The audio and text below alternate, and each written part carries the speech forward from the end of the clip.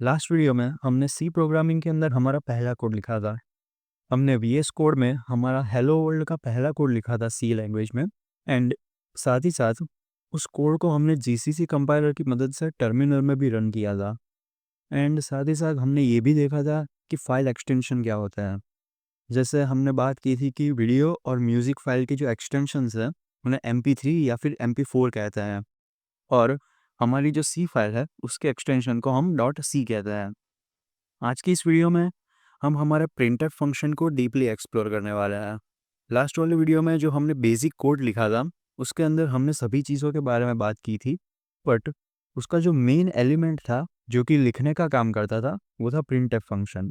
आज की इस वीडियो में हम प्रिंटफ फंक्शन को देखने वाले हैं और एस्केप सीक्वेंस को भी देखेंगे। एंड उसके बाद हम देखेंगे कि जो हेडर फाइल्स है उसका प्रिंटफ के साथ क्या कनेक्शन है। तो चलिए आज की इस वीडियो को स्टार्ट करते हैं। तो अब यहाँ पे हम हमारे वीएस कोड में आ चुके हैं। एंड ये हमारी जो दूसरी मतलब पहले वाली वीडियो की जो कोड थी ये वो है। यहाँ से जल्दी से एक नई फाइल क्रिएट कर लेते हैं आज की वीडियो के लिए C03.C। एंड ये यहाँ से क्रिएट हो चुकी है। अब ये यहाँ से मैं इसको क्लोज कर देता हूँ। हाँ, सो लास्ट वाले वीडियो में हमने जो कोड लिखा था वो ये था। इसको मैं यहाँ से कॉपी करके यहाँ पे पेस्ट कर दूंगा। अब ये कोड हमने पूरा का पूरा समझा था। यहाँ पे हमने देखा था कि ये जो stdio.h है वो एक हेडर फाइल है और फिर हमारा रिटर्न क्या होता है, मेन एक फंक्शन है। अब यहाँ पे अगर मैं इसे रन करके दिखाऊं टर्मिनल में, सो GCC और उसके बाद हमारा जो फाइल का नेम है वो एंड उसके बाद .c एंड यहाँ पे अब a.exe।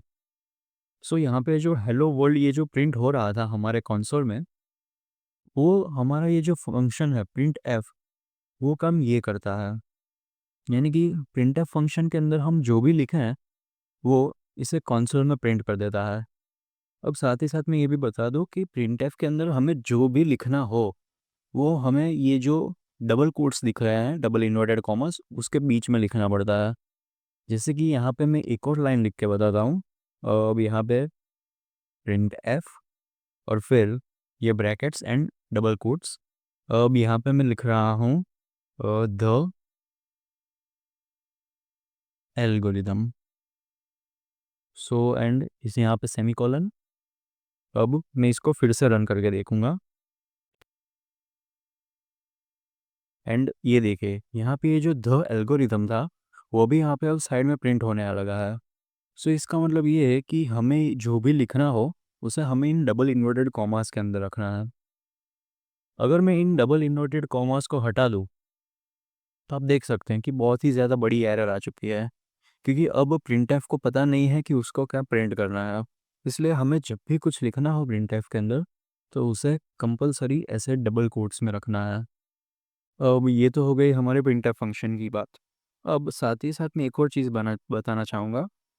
मैंने लास्ट वीडियो में हेडर फाइल्स के बारे में बात की थी कि हेडर फाइल्स में कुछ ऐसा कोड होता है जो आपको बार बार लिखना ना पड़े एंड हम उसको ज़्यादा से ज़्यादा यूज़ भी करते हैं। इसलिए हम उसे हेडर फाइल्स में स्टोर कर देते हैं ताकि जब भी हमें ज़रूरत हो हम उसे ईज़िली यूज़ कर पाएँ। तो अब मैं बताना चाहूँगा कि ये जो हेडर फाइल है stdio.h उसके अंदर कौन सा कोड है, तो मैं बता दूँ। ये जो प्रिंट एफ है वो ऐसे ही नहीं आया, हमने उसे बनाया। यानी कि जो डेवलपर्स थे सी के उन्होंने इस फंक्शन को बनाया और ये फंक्शन काफ़ी ज़्यादा यूज़ होता था, इसलिए हमने इसे हमारी जो stdio.h हेडर फाइल है उसमें डाल दिया। इसलिए अब जब भी हमें ये कुछ भी लिखना होता है हमें वो लंबा लंबा कोड नहीं लिखना पड़ता। एंड हम डायरेक्टली हमारा प्रिंटफ को कॉल करते हैं कि हमें जो कोड चाहिए हेडर फाइल से, उस स्पेसिफिक कोड यानी कि उस स्पेसिफिक फंक्शन का नाम है प्रिंट एफ। एंड हम उसको बोलते हैं कि हमें ये जो चीज़ है वो लिख के दो एंड वो हमें वो लिख के देता है। सो ये था कि हेडर फाइल्स के अंदर क्या कोड है जो आपको मदद करता है। यहाँ पे एक चीज़ अगर हम नोटिस करें, ऐसे ऐसे कुछ नाम लिखा है प्रिंट एफ। मैं एक बार फिर से लिखा देता हूँ प्रिंट एफ एंड फिर हम यहाँ पे ऐसे दो ब्रैकेट्स लगाते हैं और लास्ट में सेमीकोलन। अगर हम ये जो इन्वर्टेड कॉमास एंड ये जो टेक्स्ट है इसके अंदर का, उसको हम अगर यहाँ से हटा दें तो हमें थोड़ा थोड़ा ये मेन जैसा नहीं लग रहा कि हाँ यहाँ पे फंक्शन का नाम लिखा है, फंक्शन का नाम है प्रिंट एफ, और उसके बाद यहाँ पे दो ब्रैकेट कर दिए हैं। ये दो ब्रैकेट काम आते हैं आर्ग्यूमेंट्स पास करने के, जो हमने लास्ट वीडियो में देखा था। सो इसका मतलब कहीं ना कहीं अगर हम समझे तो ये हुआ कि प्रिंटफ एक फंक्शन है, और वो फंक्शन क्या करेगा, जैसे कि हमने लास्ट टाइम देखा था कि ये जो हमारा मेन फंक्शन है उसके अंदर ये जो करली ब्रैकेट्स है उसके अंदर जितना भी कोड लिखा है वो इस मेन फंक्शन का हुआ। वैसे ही अगर मैं बात करूं, सो अगर हम printf फंक्शन की बात करें, सो कहीं ना कहीं हमारी जो हेडर फाइल है उसमें एक printf फंक्शन होगा ऐसा, एंड उसके अंदर कुछ कोड लिखा होगा बार बार, एंड ये जो यहाँ पे होता है वो उसकी आर्ग्यूमेंट होती है जो हम उसे देंगे। यानी कि इसकी आर्ग्यूमेंट ये काम करेगी, यूज़र हमें बताएगा कि हमें क्या लिखना है, एंड उसके बाद इसका अंदर का जो कोड होगा वो इस चीज़ को लिख के बताएगा हमारे कंसोल में। सो अगर हम बात करें तो हमने इस फंक्शन को बुलाया कि ये जो हमारी हेडर फाइल में ये जो फंक्शन है, अब हमें उसकी ज़रूरत पड़ी है तो अब इसको बुलाते हैं। तो हमने बुलाया printf को, उसके बाद इसको आर्ग्यूमेंट आर्ग्यूमेंट मतलब हम इसको वो बोलेंगे कि हमें क्या लिखना है। सो सबसे पहले डबल इन्वर्टेड कॉमा, और उसके बाद मैं लिख देता हूँ hello how are you, and उसके बाद सेमीकोलन। अब इसको फिर से रन करेंगे तो ये दिख सकते हैं आप कि यहाँ पे ये जो हेलो हाउ आर यू है वो यहाँ पे ऑटोमेटिकली प्रिंट हो चुका है। अब यहाँ पे अगर आपको स्पेस देनी है, जैसे कि यहाँ पे आप एल्गोरिदम और हेलो के बीच में देख सकते हैं तो स्पेस नहीं है। अगर मैं यहाँ पे ये जो एल्गोरिदम वाली लाइन है उसमें पीछे अगर एक स्पेस दे दूँ एंड उसके बाद इसको फिर से रन करूँ तो आप यहाँ पे देख सकते हैं कि एक स्पेस आ जाएगी। अब मान लेते हैं कि मैं ये जो स्पेस है इसको यहाँ से हटा दूँ और यहाँ पे लगा दूँ इसके आगे। सो अब हम इसको फिर से रन करेंगे एंड ये रहा। अब जैसे हम इसको देख रहे हैं कि यहाँ पे अब फिर से एल्गोरिदम और हेलो के बीच में स्पेस आ गई। सो इसका मतलब ये है कि अगर स्पेस हम पीछे से दें पहली लाइन की तो भी चले, और आगे से दें दूसरी लाइन की तो भी चलेगा। और अगर आपको ऐसा ना करना हो तो हम ऐसा भी कर सकते हैं, जैसे कि ये जो हेलो हाउ आर यू है, मैंने इसको यहाँ से पूरा कॉपी किया एंड यहाँ से इसको पेस्ट कर दिया, एंड ये जो हमारी दूसरी वाली प्रिंट आउट लाइन थी मैंने इसको कंट्रोल शिफ्ट से कमेंट कर दिया। अब मैं इसको फिर से रन करूँ और हमें वो सेम चीज़ दिख रही है जो हमें कुछ देर पहले दिख रही थी, hello world exclamation mark the algorithm, और फिर यहाँ पे स्पेस और hello how are you. Same यहाँ पे भी हमें ऐसा ही दिख रहा है। सो इस तरह से आप प्रिंटफ फंक्शन का यूज़ कर सकते हैं। आप जितने चाहें उतना लंबा टेक्स्ट प्रिंट करा सकते हैं या फिर उसे टुकड़ों में तोड़ के अलग अलग प्रिंटफ में भी लिख सकते हैं। अब हम एस्केप सीक्वेंस समझते हैं। सो उसके पहले मैं यहाँ पे एक प्रिंटफ फंक्शन बना देता हूँ एंड यहाँ पे डबल इन्वर्टेड कॉमर्स। अब एस्केप सीक्वेंस एक वो ऐसी चीज़ है जो हमें कुछ लिखने के काम आती है, जो हम ऐसे ही नहीं लिख सकते डायरेक्टली। जैसे कि अगर मैं बात करूँ, सो यहाँ पे मुझे लिखना है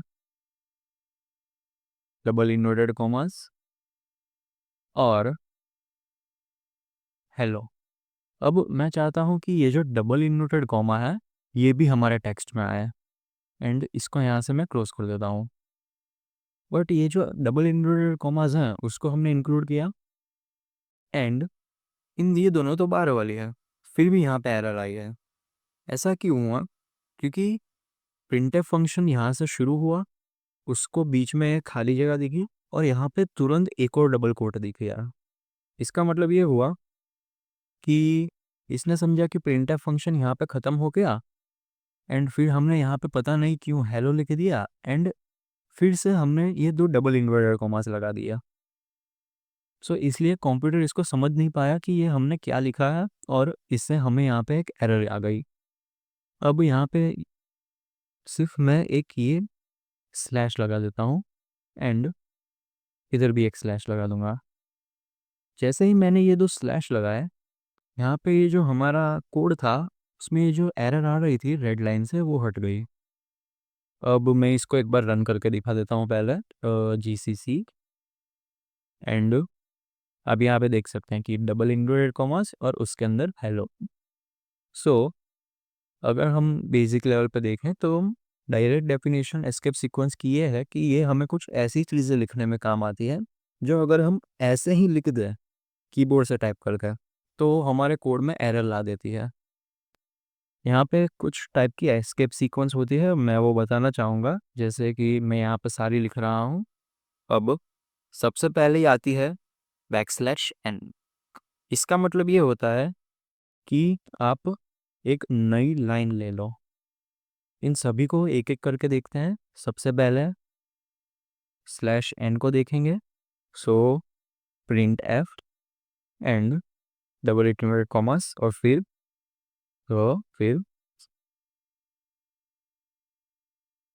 अब मैं चाहता हूँ कि ये जो ध और एल्गोरिदम है इन दोनों के बीच में एक नई लाइन आ जाए।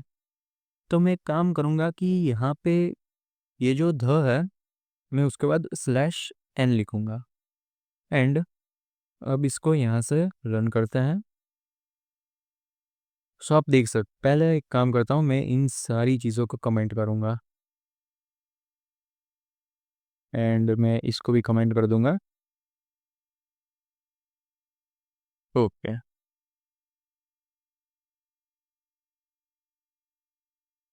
अब देखते हैं। अब यहाँ पे हमारा ध आ गया और उसके बाद एल्गोरिदम यहाँ पे आ गया। यानी कि ध यहाँ तक आया, उसके बाद ये पूरी लाइन ऐसे की ऐसे ही हो गई और उसके बाद दूसरी लाइन में हमने लिखा एल्गोरिदम। सो ये जो \n है, \n, उसका मतलब ये है कि यहाँ तक लिखो और उसके बाद एक नई लाइन बना दो और इसके बाद की जो चीज़ है उसको नई लाइन में लिखना। फिर एक और आता है, वो है /t।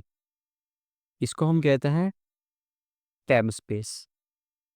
टैब स्पेस यानी कि हमारे कीबोर्ड में ये जो क्यू के बाजू में जो की होती है टैब की, वो अब टैब की करती क्या है कि वो हमें कुछ स्पेसिस आगे ले जाती है ऐसे। जैसे कि मैं यहाँ पे प्रेस करते जा रहा हूँ, यह हमें कुछ स्पेस आगे ले जा रही है।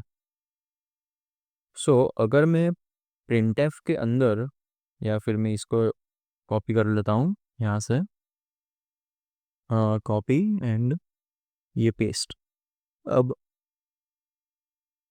अगर मैं यहाँ पे ये जो /n है उसकी जगह /t लिखूँ तो क्या होगा? वही इसको यहाँ से रन करते हैं। तो अब ये देखिए आप, ये जो ध और उसके बाद में ये जो एल्गोरिदम है ये तो हमारे पिछले वाले प्रिंटफ का है। यानी कि ध लिखो फिर न्यू लाइन करो और एल्गोरिदम लिख दो। अब इसके बाद तो हमने कोई न्यू लाइन डाली नहीं है यहाँ पे। मैं यहाँ पे भी एक डाल देता हूँ न्यू लाइन। इसका मतलब ये होगा कि अब इसके बाद की जो भी चीज़ है, जैसे कि ये द एल्गोरिदम, वो एक दूसरी लाइन में आएगा। इसको फिर से रन करते हैं तो अब देख सकते हैं जैसे कि ध पहले आया, फिर उसके बाद प्रिंटफ को दिखा \n, तो उसने नई लाइन बना ली और उसमें लिखा एल्गोरिदम। फिर उसको दोबारा दिखा \n, तो उसने दोबारा नई लाइन बनाई। अब उसको दिखा t, तो उसने लिखा t एंड जैसे ही यहाँ पे /t आया, तो जैसे हम टैब दबा के कुछ स्पेसिस आगे चले जाते हैं सेम लाइन में, वैसे ही हम यहाँ से कुछ स्पेसिस आगे चले गए और उसके बाद देखा हुआ आया एल्गोरिदम। सो ये होता है टैब स्पेस /t। अब अगर मान लीजिए मुझे लिखना है, जैसे कि मैंने यहाँ पे सबसे पहले ही एग्जाम्पल में ये जो / और फिर डबल इन्वर्टेड कॉमास लिखा था, ये भी एक एस्केप सीक्वेंस है। इसको हम डबल कोट्स कह सकते हैं। डबल कोट्स का एग्जाम्पल तो आपने देख ही लिया।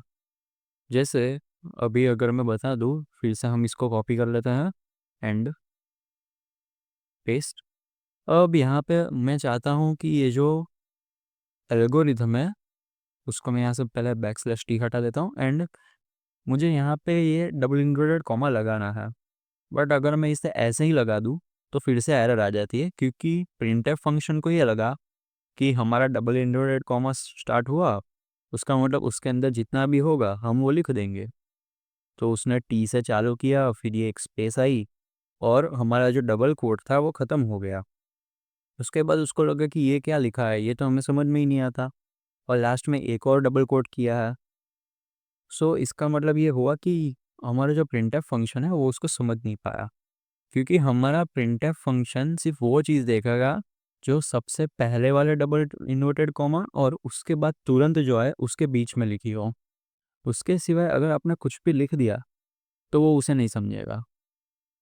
सो यहाँ पे अगर हम सिंपली एक बैकस्लैश लगा दें तो अब हम हमारे प्रिंटफ फंक्शन को बोल रहे हैं कि ये जो डबल इन्वर्टेड कॉमा है वो आपके सिंटैक्स का नहीं है, वो ये वाला है। आप ये जो बैकस्लैश लगा रहे हो उसका मतलब ये हुआ कि हम ये कहना चाहते हैं प्रिंटफ से कि ये वाला जो डबल इन्वर्टेड कॉमा है वो हमें लिख के दो साथ साथ में।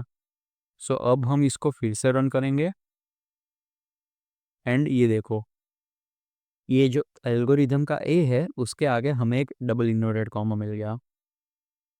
ऐसे ही बहुत सारे होते हैं, जैसे हमारे पास होता है बैकस्लैश क्वेश्चन मार्क, फिर हमारे पास होता है बैकस्लैश बैकस्लैश, फिर हमारे पास होता है बैकस्लैश सिंगल इन्वर्टेड कॉमा या फिर सिंगल कोट। ऐसे ही बहुत सारा होता है। और फिर आर स्लैश आर को हम कैरेज रिटर्न कहते हैं। और फिर ऐसे ही /a आता है, इसको अलर्ट कहते हैं। ये काफ़ी ज़्यादा बहुत ही मतलब ज़्यादा होते हैं एस्केप सीक्वेंसेस। सो इनको बता दूँ, यहाँ पे मैं नाम लिख देता हूँ, इनको कहते हैं एस्केप सीक्वेंस। एस्केप सीक्वेंस का यूज़ सिर्फ इतना है कि हमारा जो टेक्स्ट है प्रिंटफ के अंदर, वो अगर हम ऐसे ही लिखें तो वो पूरा पूरा ऐसे ही एक लाइन में चला जाता है।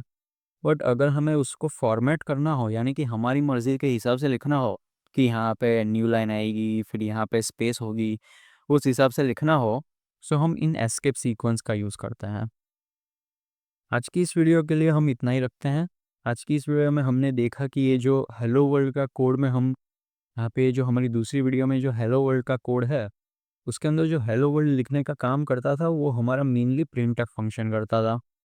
हमने साथ ही साथ ये भी समझा कि हमारा जो प्रिंटफ फंक्शन है वो stdio.h हेडर फाइल के अंदर है एंड हमें उसकी जब भी ज़रूरत पड़ती है तब हम उस हेडर फाइल में से इसे ऐसे नाम लिख के बुलाते हैं, और उसके बाद हमें उसको जो लिखवाना होता है वो हम उसे आर्ग्यूमेंट देते हैं। यहाँ पे हमने बहुत सारी चीज़ें लिख के देखी थी, और फिर हमने एस्केप सीक्वेंस के बारे में बात की कि एस्केप सीक्वेंस क्या होते हैं।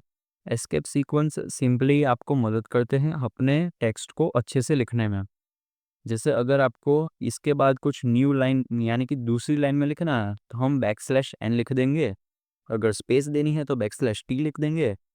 और हमने ये भी देखा था कि ये जो बैकस्लैश और फिर डबल कोट है यानी कि डबल इन्वर्टेड कॉमर्स, इसका क्या यूज़ है, क्योंकि यहाँ पे हम अगर ऐसे ही इस स्लैश को हटा देते थे तो एक एरर आ जाती थी, क्योंकि प्रिंटफ सिर्फ सबसे पहले दो आने वाले डबल इन्वर्टेड कॉमा के अंदर ही अपना जो टेक्स्ट है उसे ढूंढता है। सो आज की इस वीडियो को हम यहीं तक रखते हैं। Thank you for watching.